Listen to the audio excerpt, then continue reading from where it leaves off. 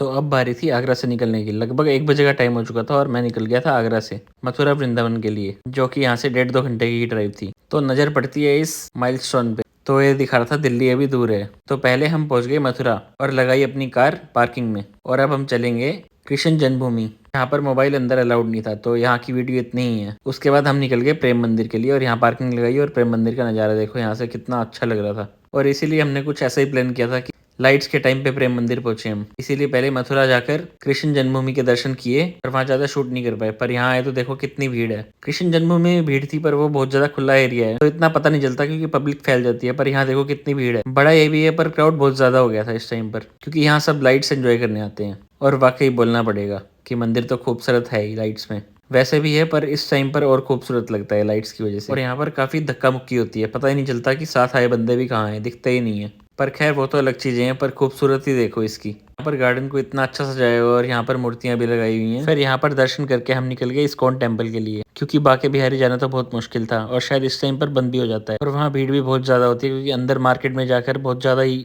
Crowd वाला area हो जाता है, तो जाना पॉसिबल ही नहीं था। फिर हम पहुंच जाते हैं यहाँ पर इस्कॉन टेम्पल, और क्राउड की कमी तो यहाँ भी बिल्कुल नहीं थी। हर जगह ठसाठस भरा हुआ था मंदिर ये भी। पर अब आए हैं तो दर्शन तो करने ही थे, तो चलो अब अंदर चलते हैं। और अंदर जाके देखा तो देखो रात का नजारा कितना सुंदर था। यहाँ पर दिए लेकर सब आगे बढ़ रहे थे और बिना लाइट्स के भी एकदम जगमगा रहा था। यहाँ सिर्फ दिए की रोशनी थी ये जो आप देख रहे हो स्क्रीन पे। तो फिर हाथ में दिए लेके हम भी आगे बढ़ने लगे और बिल्कुल पास पहुंच गए यहाँ पर दर्शन करने के लिए। और फाइनली दर्शन भी काफी अच्छे हुए इतनी भीड़ में, वो भी और साथ में आप लोगों को भी कराए। तो फिर दर्शन करने के बाद हम आ गए इस्कॉन टेम्पल से बाहर, और बाहर भी बहुत ज्यादा भीड़ थी अभी भी। और ये कुछ बाहर का व्यू था। तो फिर इस्कॉन टेम्पल को भी बाय बाय बोल के हम चलते हैं वापस दिल्ली की तरफ। और दिल्ली में क्यों जा रहा हूँ ये कल के ब्लॉग में पता चलेगा। चलो मिलते हैं नेक्स्ट ब्लॉग में। Tata bye bye.